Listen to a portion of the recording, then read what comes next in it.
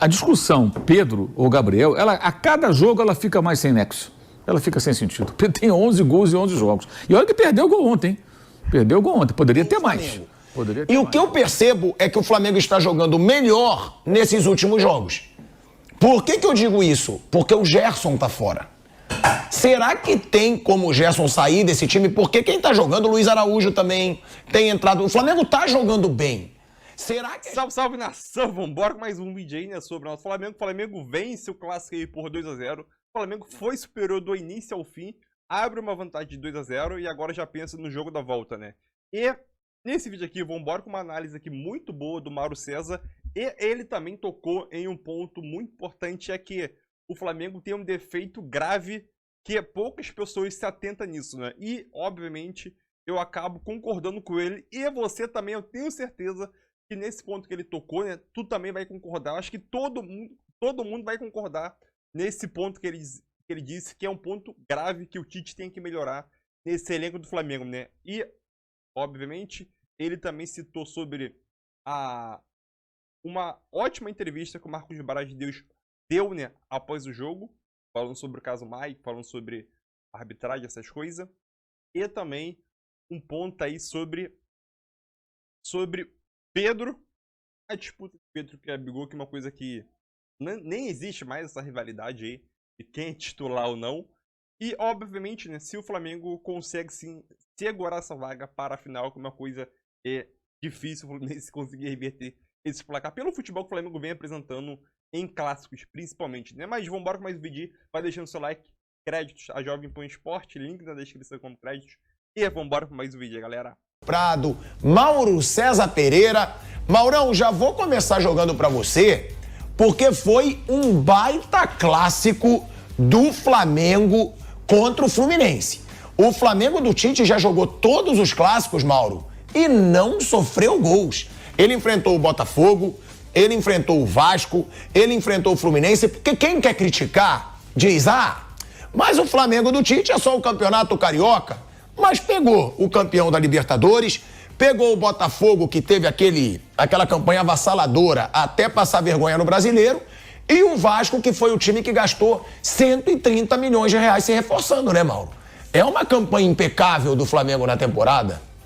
Eu acho que, boa tarde a todos, acho que tem um detalhe que é importante, que é uma evolução, né, que vem sendo apresentada, né? Eu acho que usando os clássicos como termômetro, você vai encontrar contra o Vasco, o time que não sofreu gols, mas esteve muito perto de sofrê-los, né? O Léo Pereira tirou 2 bolas em cima da linha praticamente.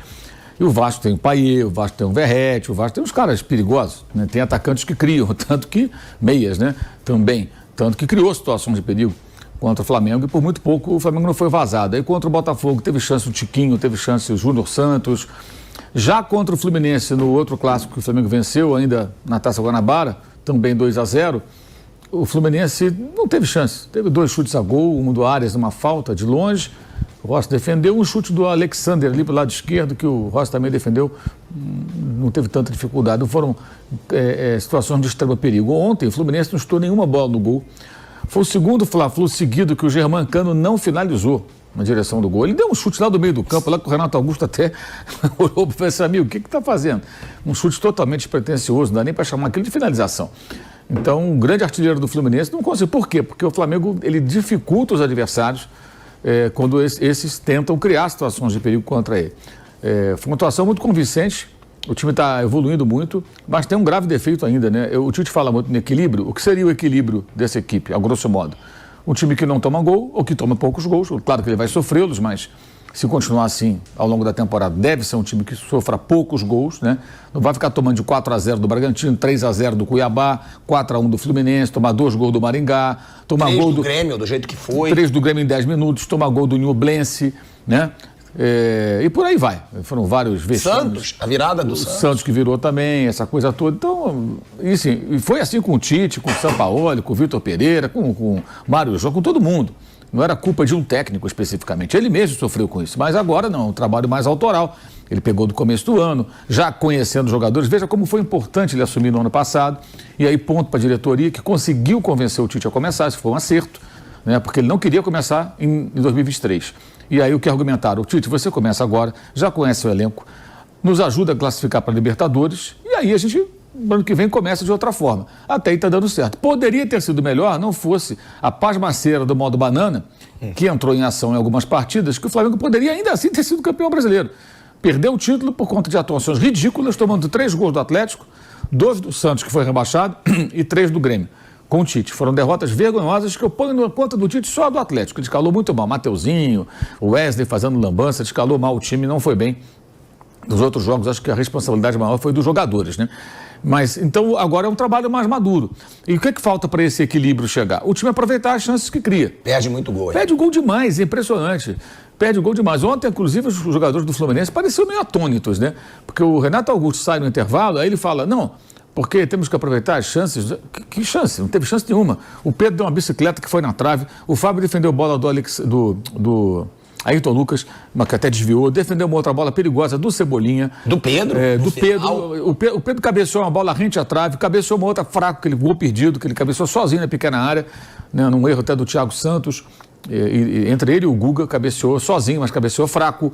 Foram várias chances claras que o Flamengo teve no primeiro tempo. E o Fluminense, durante os 15 minutos iniciais, o Rossi não apareceu na transmissão do jogo. Quem estava olhando para a telinha, televisão, computador, sei lá o que for, não via o Rossi. Qual a cor do uniforme do Rossi? Ninguém sabia. Então o Flamengo teve realmente amplo domínio. Aí houve um momento do segundo tempo, o Fluminense voltou mais agressivo. E aí acho que tem um ponto que é importante, que assim, o pessoal do Fluminense está dizendo, não, o Fluminense estava dominando quando o Thiago Santos foi expulso. Gente, mas aquilo está no roteiro do jogo. O Flamengo recua, traz o Fluminense, eles vão vir com tudo, vem pra cá, vem. E prepara o contra-ataque. E mete bola. Aí o Thiago Santos sai jogando errado. Ele não tem a qualidade do André, que faz esse papel de zagueiro para saída de bola quando o time está perdendo. Não, o André estava suspenso. E aí ele erra um passo, o Flamengo recupera a bola no Everton Cebolinha. E aí ele faz uma falta duríssima e o árbitro não expulsou por, sei lá, teve medo de expulsar direto, porque era óbvio o cartão vermelho. Precisou o VAR chamar, quando chamou ele acabou dando cartão para o jogador do Fluminense. E aí o jogo evidentemente muda completamente, o Flamengo fica com total controle da partida, com um homem a mais, e o 1-0 no final, depois que acabou sendo 2-0, ainda assim foi muito barato. O Flamengo teve a chance até de golear ontem, a disparidade entre os times ontem ficou muito evidente. Eu acho que o Fernando Diniz foi muito mal no jogo e muito mal em momentos da entrevista, com uma dificuldade muito grande de reconhecer algumas escolhas que comprovadamente não deram certo. Esse é um caminho bem perigoso e o Fluminense vai precisar, acho que, a se confirmar a eliminação, o que é muito provável que aconteça, né? Acho que ele vai precisar fazer uma reflexão sobre o trabalho. Eu tenho falado sempre que o Fluminense não está jogando bem esse ano, ganhou a Recopa, mas não tem jogado boas partidas, não fez nenhum jogo realmente bom, nenhum. E mesmo na Recopa, correu muito mais riscos lá no Equador do que a LDU correu risco no Rio de Janeiro. O time equatoriano criou muito mais chances de gol do que o Fluminense criou. E lá escapou demais, perdeu só de 1-0, conseguiu fazer 2-0, né, numa bola alçada, bem lançada pelo Samuel Xavier, que o Arias cabeceou, e um pênalti bobo lá que o menino lá do Equador fez, e acabou o Fluminense ganhando por... mas não jogou bem. E ontem foi muito dominado. Um time mais velho, Mauro, que sem o André cai? O time tinha uma média ontem de 33,3 anos. É um time muito envelhecido. E Renato Augusto, com um ganso do meio campo ontem. Gente, o De La Cruz jogou à vontade. O Arrascaeta jogou à vontade. Não pode deixar esse cara jogando à vontade. Você tem que ter um meio campo mais combativo. E ele fez uma opção por jogadores, assim, e aí ele aumenta a média de idade quando sai o Diogo Barbosa e coloca o Marcelo para o começo do segundo tempo. E o Marcelo vai embora, né? Aí o Flamengo põe o Bruno Henrique por ali, quer dizer, poderia ter sido muito pior para o Fluminense. E eu acho que o Flamengo tem que ajustar essa questão das finalizações, que é um problema bem antigo, mas foi muito superior, muito superior. E tem gente que fala, no ano passado foi 2-0, afinal 4-1, é completamente diferente. No ano passado o Flamengo venceu bem 2-0, até ali parecia que o Vitor Pereira conseguia já controlar a equipe. Aí o Gabriel sai dando aquela entrevista extremamente infeliz, que se fosse o ambiente não de paternalismo do Marcos Braz, do Bandim e seus Blue Caps, mas de cobrança profissional, alguém ia chamar. No dia seguinte o Gabriel no CT falou, bonitão, qual é a tua? O time vence o clássico, você entra no segundo tempo, ajuda quando o time faz o segundo gol, aí você está reclamando, dizendo que não quero mais jogar aqui, quero jogar ali, quero disputar posição. Faça-me um favor, se é hora para isso, e se você quer falar, fala para o técnico, não para os repórteres. Já criou um clima ruim. Aí qual foi o jogo seguinte, você lembra? Foi Alcas. Alcas. Foi o Alcas. Aí o Flamengo vai lá para o Equador, o Alcas mal tinha jogado na temporada, tinha perdido jogadores da temporada anterior que ele conseguiu vencer o campeonato, se classificou para a Libertadores, um time todo remendado, time fraco. O Flamengo toma uma virada, tinha um centroavante que pesava 180 quilos, enorme, né? Cifuentes, sei lá o nome assim, não me lembro exatamente também. O cara é enorme. Conseguiu perder para aquele time, um arremedo de time, uma vergonha. Aí já desembarca no Rio com a moral lá embaixo, evidentemente internamente tinha problemas, imagino que o Vitor Pereira deve ter dado esporro. Ortonhas, o gordinho. Então, ele é um negócio assustador, então se foi dizer algum outro que eu estou confundindo. Mas o fato é que o Vitor Pereira deve ter cobrado, aquilo já estragou o ambiente, alguma coisa ali dentro aconteceu, e o outro jogo o Flamengo andou em campo, né? Foi uma atuação vergonhosa que eu sempre falo, eu acho um absurdo que só o técnico tenha pago aquela conta. Alguém tinha que estar, os jogadores ser cobrados também, não sei se rescindir contrato, eu não sei, mas não deu nada para eles, porque é só, quem tiver dúvida pega o jogo para ver, é uma vergonha. Foi o resumo do Flamengo do ano passado. Né? E aquele jogo é uma vergonha, os caras andaram em campo, os caras não competiram, o Fluminense passeou, tomaram os gols assim com maior facilidade, isso dificilmente vai acontecer, né, gente? Que não tem jogo de meio de semana pro Flamengo para ter problema nenhum, para perder para Alcos, ou seja lá quem for, e o Tite tem um controle sobre o grupo muito maior. Você vê, e não tinha nem Gabriel ontem para ficar falando coisa no intervalo, na saída do campo, porque ele estava fora de combate, estava lesionado. E não foi no jogo, né? Ele foi no jogo e tal. Essa é uma outra questão também que você pode explorar. A discussão Pedro ou Gabriel, a cada jogo ela fica mais sem nexo. Ela fica sem sentido. Pedro tem 11 gols e 11 jogos. E olha que perdeu o gol ontem, hein? Perdeu o gol ontem. Poderia ter mais, mas tem 11 gols e 11 jogos. E o De La Cruz joga uma barbaridade, né? Ele perdeu um gol ontem ali. Esse cara mudou o Flamengo. Ele se desequilibrou. Aí eu vejo gente ainda falando assim, vi torcedores ontem dizendo, não, por que não trouxe ano passado? Gente, a gente tem que entender que o cara jogava no River Plate, ele não jogava no Rosita Sofia Futebol Clube. O cara não ia sair do River Plate, o Flamengo vai lá, paga. Não é assim. Você tem que convencer o jogador, né, de que é interessante vir para o clube, que fazer uma proposta profissional e salarial e tudo mais.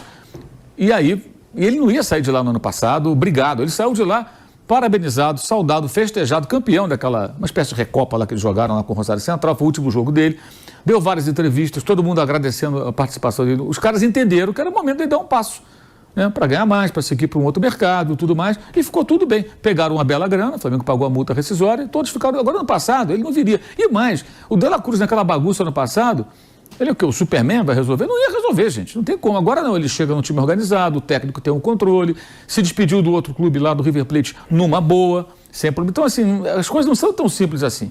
E muito boa, eu estou elogiando o dirigente hoje, tem que tomar cuidado. Muito boa a palavra do Marcos Braz sobre o episódio Maicon, na coletiva que eles deram na sexta-feira, na apresentação do Léo Ortiz. Foi sexta, né? Foi. Então, assim, foi depois do programa, então, a primeira oportunidade que eu tenho de falar aqui no Jovem Pan a respeito. Ele foi muito bem quando ele falou, alguém acha que a gente vai procurar o Shakhtar sem antes saber se o jogador tem interesse de jogar no Flamengo e tudo? Parece que a gente é juvenil para fazer isso. Até porque a gente sabe que eles fazem isso, né? O Flamengo sempre faz isso, procura o jogador. De La Cruz foi assim. Depois do clube. Você quer vir? Aí ficou claro no passado, ele não queria sair de lá, obrigado. Então vamos esperar terminar a temporada, vai lá. O Léo Ortiz é a mesma coisa. Você quer vir? Quero. Aí foi para cima do Bragantino, bateu até chegar num acordo. É óbvio que eles fizeram uma consulta, só que não houve acordo.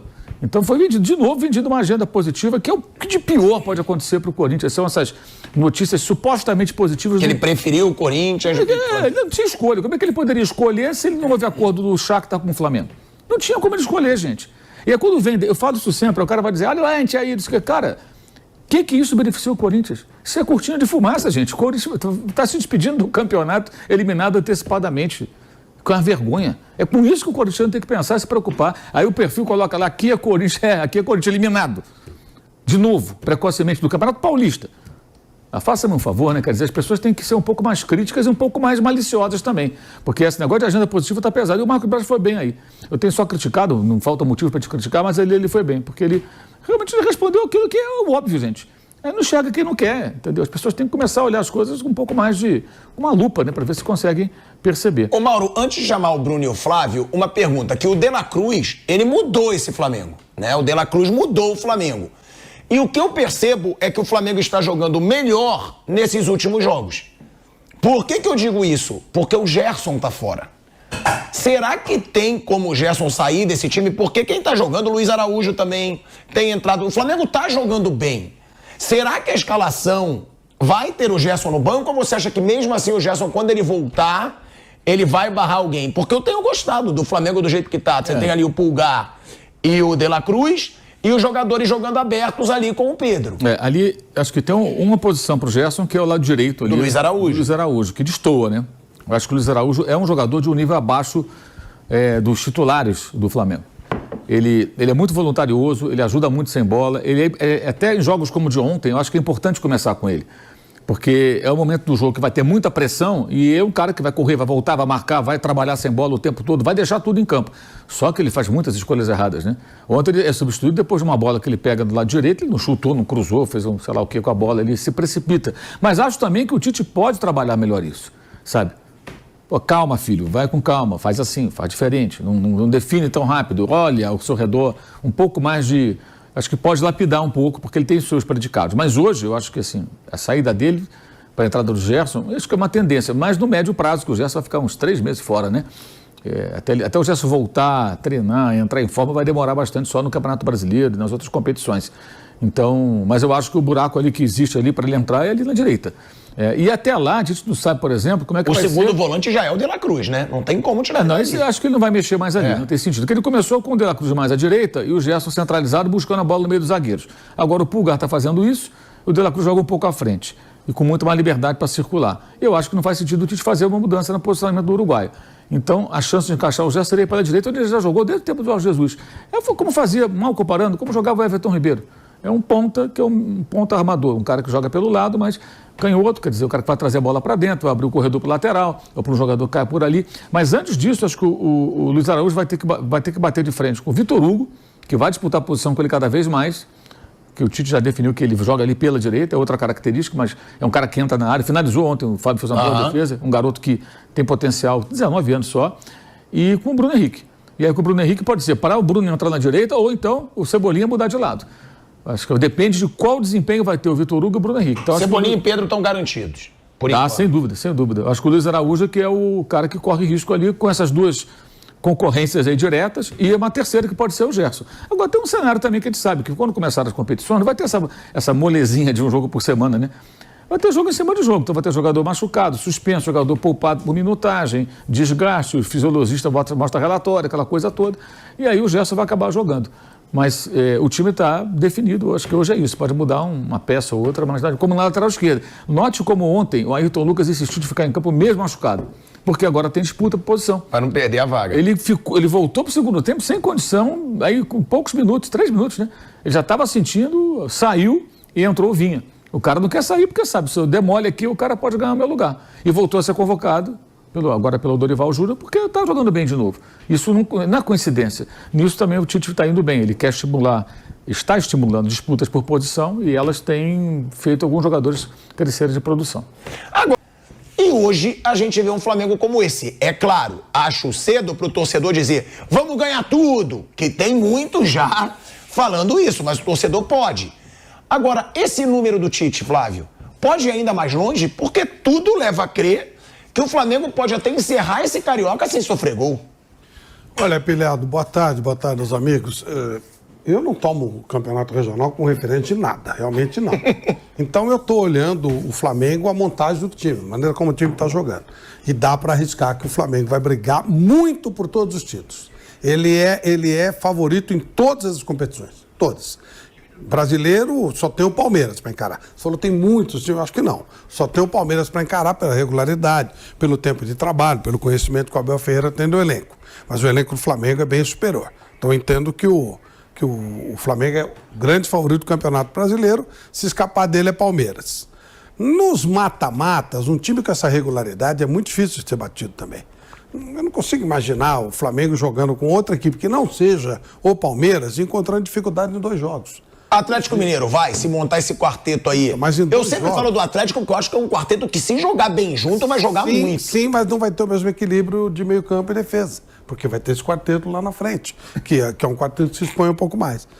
Em 2 jogos eu acho muito complicado. Se um jogo só, pode acontecer, em 2 eu acho difícil. Então acho que o Flamengo está montando um baita time, onde ele vai chegar, eu não sei, essa comparação com o Jorge Jesus é... bobagem que é muito cedo, né?